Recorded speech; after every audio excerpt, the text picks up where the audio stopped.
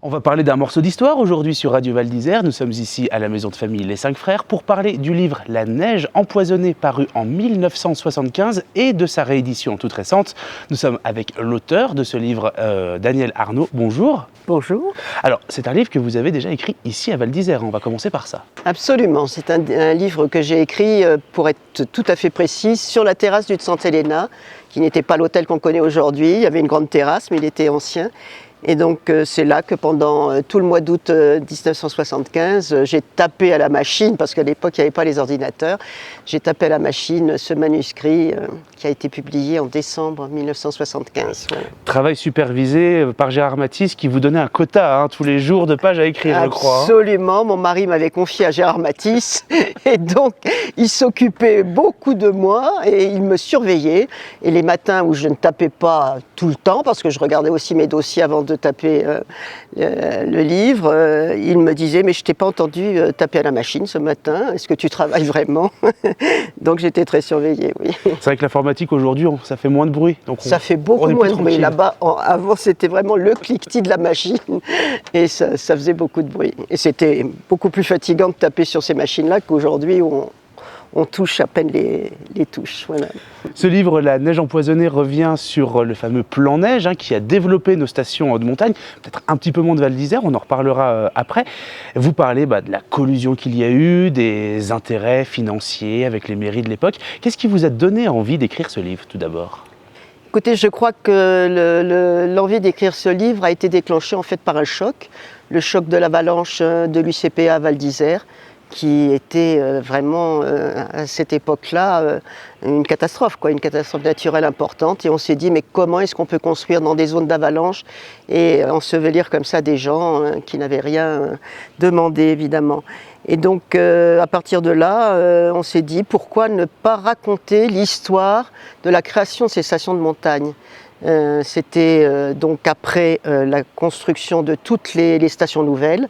Val d'Isère n'en faisait pas partie puisque c'était une station village qui existait déjà à l'époque, mais on a créé à l'époque du plan Neige 10 à 15 stations entièrement nouvelles. Oui, c'est ça, on pense aux Arcs, on pense à la Plagne. À la Plagne, à Val Thorens, à Tignes, on a quand même enseveli un village pour construire la nouvelle station de ski qui existe toujours aujourd'hui, bien sûr. Il y a eu quelques ratés, il y a eu aussi des stations dont on ne parle plus, du style Le Corbier, je raconte l'histoire, il y a eu une faillite retentissante à cette époque, et donc tout ne réussissait pas, mais enfin il y avait une volonté politique énorme, et pour chaque station, il avait été décidé qu'il y aurait un promoteur. Et donc chaque station avait son promoteur et développait une station entièrement nouvelle, dans des conditions financières aidées par l'État quand même, mais enfin c'était quand même un peu acrobatique, parce que ça coûtait très cher évidemment. On rappelle, la volonté de l'époque, c'était finalement d'envoyer tous les Français au ski, donc de rendre la montagne accessible, ce qui n'est plus vraiment le cas aujourd'hui. Oui, bien sûr, l'idée principale, c'était de démocratiser la montagne, de permettre à l'ensemble des citoyens de venir au ski, de créer donc des appartements petits, pas trop chers, et il fallait donc construire en hauteur pour sortir à des prix raisonnables, etc. Ce qui a conduit naturellement à des aberrations architecturales qu'on regrette encore aujourd'hui. Quand on dit une aberration architecturale, on a reçu Jean-Claude Bernard, l'architecte de la Daille, il y a quelques années, donc ça m'embête un petit peu de dire une aberration architecturale. Est-ce qu'on considère la Daille comme une aberration architecturale dans votre livre ? Écoutez, justement, sur le plan de la Daille, je crois me souvenir que j'écrivais dans ce livre que le premier immeuble était très beau, parce qu'il s'inscrivait dans un contexte montagnard et il se développait comme si c'était une montagne. Après, pour toujours des raisons financières, on a construit d'autres immeubles plus hauts, moins beau, moins adapté au site. Donc non, je ne dirais pas que la Daille soit une aberration architecturale. Il y en a eu des bien pires. Mais c'est ce que nous racontait Jean-Claude Bernard, le bâtiment qui est tout au fond. Ça, c'était vraiment son dessin, son plan, son idée. Et après, on a fait de plus en plus grand, de plus en plus grand pour bien des raisons d'argent, tout simplement. Absolument, il fallait rentabiliser et donc vendre le plus d'appartements possible, parce que c'était très très cher, puisque la création d'une station ex nihilo, c'était pas le cas de la Daille, puisqu'on était quand même dans le contexte de Val d'Isère. Mais pour construire une station ex nihilo, il fallait construire des remontées mécaniques, il fallait tracer des pistes, etc. C'était pas seulement de l'immobilier, c'était tout le reste qu'il fallait financer. Et on le finançait comment ? Avec de l'immobilier, évidemment. Mais finalement, c'était quand même une volonté de démocratiser, d'ouvrir à tout le monde. Donc il y avait quand même cette idée qui était finalement assez noble derrière. Absolument, c'est vrai que c'était une chose très volontariste qui avait une explication et qui a eu quand même des effets bénéfiques pour plein de régions. Parce que ça a attiré quand même du monde, ça a attiré des capitaux, ça a désenclavé des territoires qui étaient complètement isolés du monde jusque-là. Donc bien sûr, il y a eu des bienfaits, mais avec naturellement des ratés puis des abus. Un travail d'écriture bien sûr sur ce livre, mais aussi et surtout un travail d'enquête. Comment avez-vous fait justement pour enquêter sur ce plan neige, sur ce qui s'est passé dans les stations à l'époque ? C'est vrai que quand je revois ce livre, puisque moi je l'avais un petit peu oublié, hein, quand on m'a dit qu'on allait le rééditer, je n'y pensais plus du tout. Ça a été une surprise pour moi, cette réédition, parce que ça faisait tellement longtemps. Je ne savais pas que ce livre était quand même très recherché, très demandé, qu'on le vendait sur Internet assez cher, 50 ou 60 €, alors que celui-là n'en vaut que 20. Quand j'ai écrit ce livre, c'est vrai qu'à l'époque, j'avais du temps, je crois que c'était entre 2 jobs, et j'ai fait une enquête assez fouillée, même très très très fouillée. J'ai réussi à avoir des documents assez exceptionnels. J'ai été aidé par certaines personnes qui étaient un peu sur mon point de vue et qui voulaient me montrer aussi les abus qu'il y avait pu y avoir. Et donc c'est vrai qu'il y a des documents que quand on les relit, des lettres qui ont été échangées, etc., qui sont assez rares. Et je me dis que j'avais fait quand même un assez bon boulot. Oui. J'imagine justement qu'en publiant ces lettres, ces documents qu'on n'avait peut-être pas spécialement envie de publier, vous ne vous êtes pas fait que des amis. Non, je ne me suis pas fait que des amis, loin de là, c'est sûr. Certains promoteurs m'en ont voulu terriblement, parce que je dénonçais certaines pratiques. J'ai eu aussi à faire avec les maires. Je me souviens d'un colloque qui s'était tenu, je crois, à Courchevel, avec tous les maires de la Tarentaise qui m'attendaient là.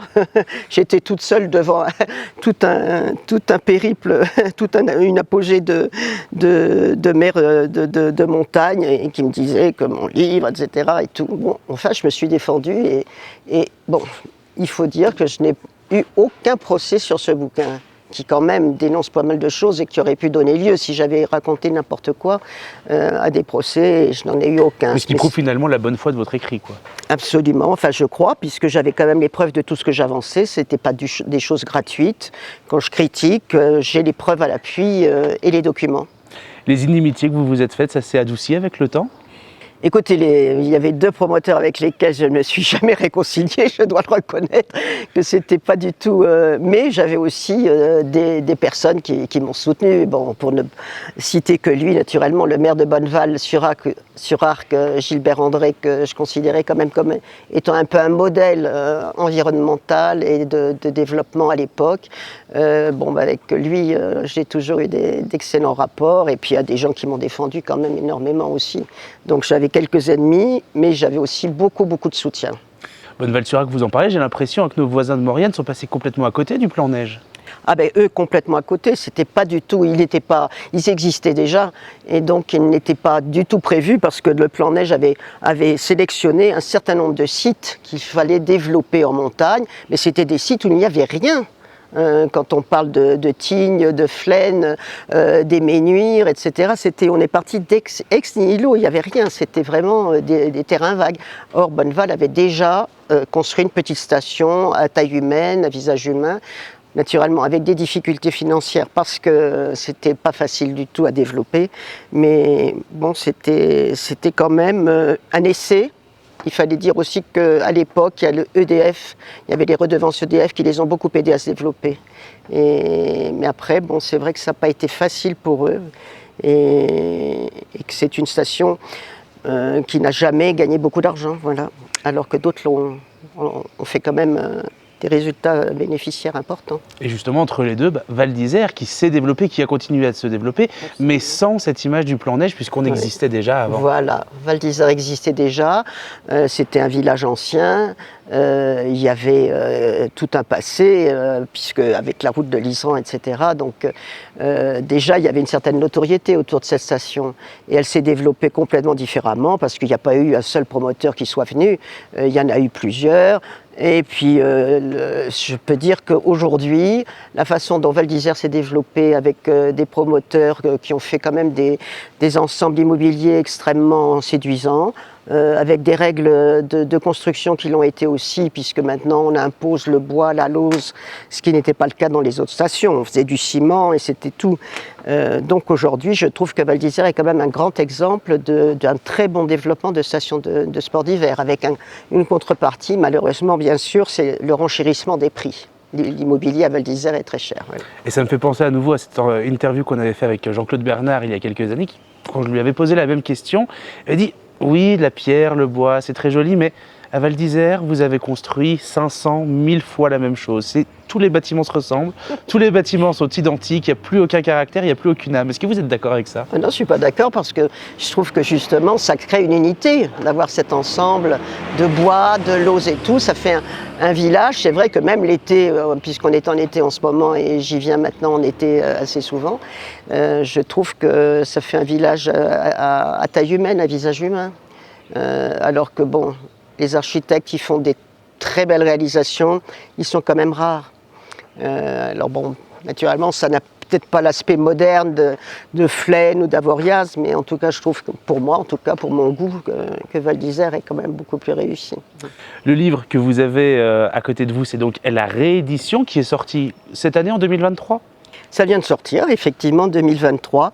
J'ai été très étonnée d'être contactée par un professeur d'université sur un réseau social, le seul où je suis inscrite, et qui me dit « J'aimerais discuter avec vous d'aménagement de la montagne ». Alors j'étais très étonnée, je lui dis « Mais vous savez, moi ça fait très longtemps que je ne m'en occupe plus, j'ai écrit un livre en 1975, c'est peut-être de ça que vous voulez parler ». Il me dit « Oui, j'aimerais discuter un peu avec vous ». Et donc il m'a expliqué son projet. Comme il s'occupe, il est professeur d'université sur des problèmes environnementaux, il voulait que les étudiants puissent acquérir le livre, pouvoir montrer le livre. Et donc il m'a demandé l'autorisation de le rééditer, puisqu'il faut l'autorisation de l'auteur, évidemment, ce que je lui ai donné. Après discussion avec lui, j'ai vu que son projet était sérieux. Et donc ils sont 4 ou 5 qui ont fait la réédition de ce livre, et moi j'ai juste donné mon accord et je me suis occupée de rien. Ce sont eux qui vraiment ont conçu la maquette et qui l'ont refait à l'identique, mon livre en facsimilé, puisqu'on n'avait pas de disquette qu'on pouvait reprendre. Donc ils ont photocopié page par page tout le livre ancien qui est là maintenant. Et une réédition, alors que le livre s'était quand même très bien vendu à l'époque, je crois 10-12 000 exemplaires, ce qui était beaucoup voilà. Quand même. Oui, c'était quand même un assez gros succès. Donc, il y avait eu un succès retentissant et ça avait fait parler. Oui, ça avait fait parler, j'avais eu la une du Monde. Philippe Lameau m'avait fait une chronique et, que je garde toujours d'ailleurs parce que c'est quand même... c'était à l'époque, il avait été patron de la Tatar, donc déjà c'était l'aménagement du territoire et il avait fait une critique élogieuse donc, dans Le Monde. J'avais eu aussi une critique de Samivelle qui était un écrivain spécialiste de la montagne. Vous voyez, j'avais quand même des gens qui avaient fait parler de ce livre et c'est vrai que c'était un sujet qui n'avait jamais été abordé, donc c'était nouveau. Et ça intéressait beaucoup les gens de lire ce livre. Mais je ne me rendais pas compte qu'à ce point-là, j'avais complètement oublié, moi. Et c'est là où j'ai découvert qu'en fait, c'était un peu un livre culte pour certaines personnes de la montagne et qui s'échangeaient un peu sous le boisseau, parce qu'il fallait en trouver, on ne le trouvait que d'occasion, et à des prix assez importants. Le fait justement que ce livre soit réédité quasiment 50 ans après son écriture, ça prouve quelque chose sur notre époque, que finalement, ce que vous dénonciez à l'époque, c'est peut-être toujours le cas encore aujourd'hui, même si on n'a plus de plan-neige. Oui, on n'a plus de plan-neige. Moi, ce qui m'a étonné effectivement, parce que je ne m'en rendais pas compte, je n'ai pas après suivi tout ce dossier, mais les gens qui ont voulu rééditer ce livre m'ont dit que les choses avaient peu changé finalement. Ce que je dénonçais dans ce bouquin continuait de se produire. Alors ça, je ne peux pas en dire plus parce que je n'ai pas enquêté à nouveau là-dessus. Mais apparemment, oui, les choses ont peut-être un petit peu bougé en bien dans certains cas. Je pense ici, on a fait des choses bien, mais je crois qu'il y a encore des dérives, des choses qui se passent de façon pas très normale, quoi. Et surtout, peut-être que l'idée de départ, comme on le disait au début, que cette démocratisation, le ski pour tous, J'ai l'impression qu'on est un petit peu loin de tout ça aujourd'hui. On est loin de tout ça parce qu'en fait, malgré les efforts, parce qu'ils ont vraiment découpé, fait des logements petits, je me souviens, les promoteurs m'expliquaient qu'ils voulaient faire comme dans des cabines de bateaux pour pouvoir mettre le maximum de gens dans un minimum de surface et tout. Mais bon, finalement, l'immobilier a coûté très cher. Les formules qu'ils avaient utilisées pour vendre ces logements n'ont pas toujours été une réussite parce qu'ils découpaient. Vous pouviez être 10 ou 15 sur le même appartement. Ils avaient inventé la multipropriété. Mais 10 ou 15, mais les gens finalement se désintéressaient de la part qu'ils avaient achetée, ne payaient pas leurs charges. Donc vous voyez, ça n'a pas tellement réussi quoi, comme formule. Et aujourd'hui, je crois que malheureusement, effectivement, c'est quand même une clientèle assez aisée qui continue de venir à la montagne. Je ne parle même pas de Val d'Isère. On me disait hier que les prix de l'immobilier étaient montés jusqu'à 50 000 € le mètre carré, ce qui est quand même faramineux. Bon, ce n'est pas le cas de partout, mais quand même, Courchevel, Méribel, c'est très cher aussi. Et je crois qu'on a un petit peu loupé, oui, cette démocratisation. Et là, c'est un regret. Je pense que ce qu'on a loupé, c'est qu'on a abandonné complètement les classes de neige, où on faisait venir des enfants, les habituer au ski et peut-être en faire de nouveaux clients. Or aujourd'hui, ce sont les enfants des personnes aisées qui ont pu acheter à l'époque, qui fréquentent encore les stations, mais je ne crois pas qu'on ait démocratisé vraiment la montagne. Non, on ne l'a pas spécialement démocratisé, mais on l'a internationalisé. Je crois que ce sont à peine 10% de la population française qui skie. Le reste, ici à Val d'Isère, c'est le symbole. On a plus de clientèle britannique que de clientèle française. Absolument. Ici, c'est les Britanniques. À Tignes, ce sont les Allemands. On a beaucoup de clients étrangers, c'est vrai. Bon, ils laissent des devises, c'est pas mal hein, pour une station, mais est-ce que c'est peut-être pas suffisant? Il aurait peut-être fallu essayer d'élargir un petit peu pour que tout le monde puisse en profiter, parce que c'est un joli sport, c'est une jolie nature, hein, et j'estime que ça serait bien de pouvoir voir des gens de tous les niveaux quoi, qui viennent en montagne. Et puis c'est aussi peut-être un petit peu l'effet pervers. Vous avez dit que ces plans neige avaient aidé à développer des territoires qui seraient peut-être un petit morts autrement. Aujourd'hui, finalement, ce sont ces stations qui font que les habitants ne peuvent plus y vivre aujourd'hui. Et oui, ça c'est le gravissime problème, c'est qu'on a prévu des logements pour les gens qui viendraient skier, qui donc avaient un certain pouvoir d'achat. En revanche, on n'a jamais réfléchi qu'est-ce qu'on allait faire des saisonniers, des gens qui venaient travailler ici, où est-ce qu'on allait les loger? Ou même les locaux, les gens qui Et même les locaux, ici, parce que comment est-ce qu'ils ne vont pas pouvoir se payer des logements à 20 000 € le mètre carré? C'est impensable. Donc, ou même hériter du chalet familial, c'est plus possible. C'est plus possible, parce que naturellement, les chalets se sont revendus à prix d'or, mais bon, donc les locaux souvent descendent en plaine. Ils ne vivent pas dans la station. À Val d'Isère, il y a beaucoup de gens qui vivent à Bourg-Saint-Maurice, à Sainte-Foy-Tarentaise, à La Rosière. Ils descendent tous les jours. C'est quand même, en période de neige, c'est pas évident. Hein. C'est finalement aussi une gentrification dans les vallées. Ça fait augmenter les prix dans les vallées. Oui, dans les vallées, je suppose aussi que les prix montent. Et puis il y a eu, en moyenne montagne, il y a eu aussi des constructions qui se sont faites avec des gens qui avaient quand même beaucoup d'argent. Il y a certains petits villages qui, je pense au Miroir, qui se sont complètement transformés en village touristique. C'est plus du tout les locaux qui y vivent. Ils ont vendu. Vous l'avez dit, vous n'avez pas fait grand-chose pour cette réédition. Quand même, il y a une nouvelle préface. Oui, où vous racontez tout ça. Vous dites que finalement ce livre est encore, peut-être tristement, d'actualité. Oui. Et il y a aussi d'autres ajouts avec des textes qui ont été rajoutés par différents auteurs, qui ont leur mot à dire aussi. Absolument. Ceux qui ont voulu rééditer ce livre, ils étaient tout un petit collectif quand même.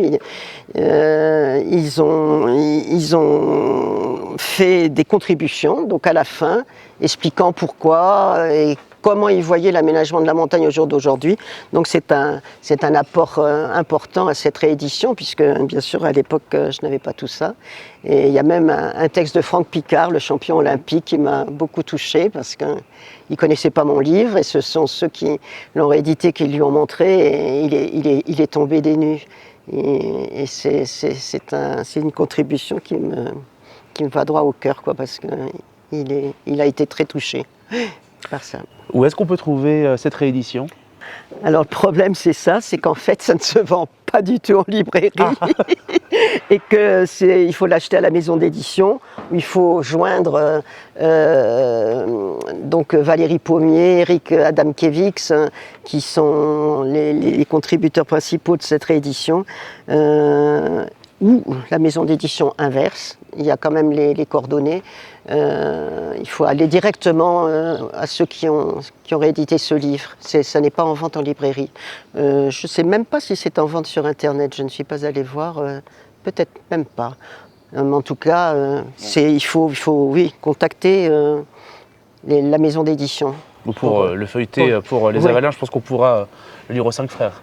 Je pense qu'il y en aura un ou deux exemplaires. Il y en aura, voilà, je vais en laisser quelques-uns, absolument.